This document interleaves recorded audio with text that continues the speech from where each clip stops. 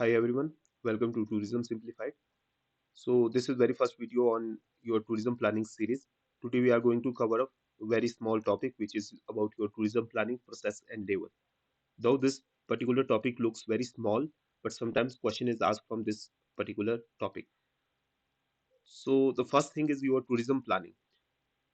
So important thing here is Gunn was the first one to define tourism planning as a tool for destination area. Sometimes statement-based question is asked in your exam, so you should know who said these things.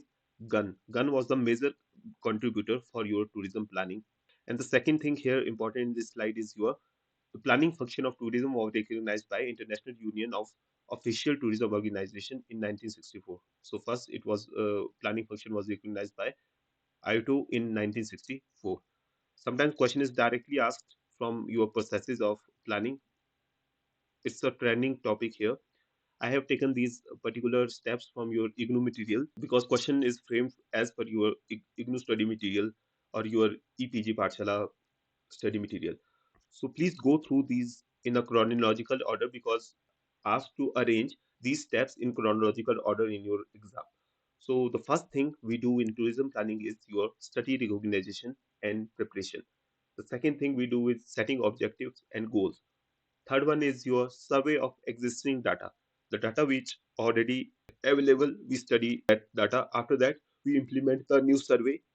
After that, we analyze the secondary and your primary data. We formulate initial policy and plan. We recommend these policies and see results.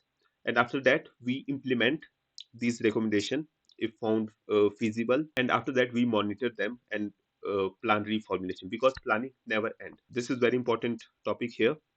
Please take screenshot of this particular slide. Think here is your levels of tourism planning, which is very simple. There are four levels. One is international level, second national, regional, and after that comes your sub-regional level. There can be different levels of tourism planning again. That can be based on your national district and very small levels also. But these are some particular recognized levels of tourism planning. I hope you will like this video. Thank you.